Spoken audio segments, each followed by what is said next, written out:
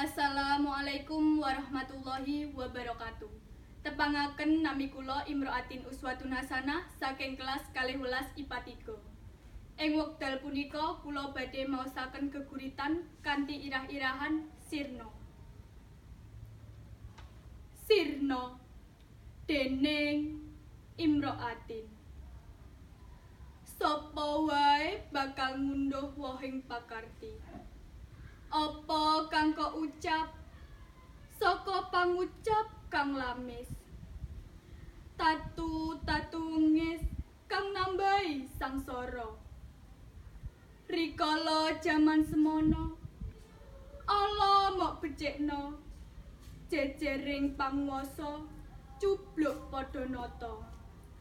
Ajur-ajur dadekake lelara. Kok dadi ngene? Apa ya wangun? Apa kurang ajur? Sepiro maneh olehmu ngajurake? Lah iya, ora bisa diumbarake. Babon-babon kudu musna. Ula kang datanpa wisa. Nusa kudu dadi bangsa. Nuswantara wayahe kuncara. Eka Pancasila kudu dijejekna. Sira ilang catuning negara. Cekap semanten. Wassalamualaikum warahmatullahi wabarakatuh.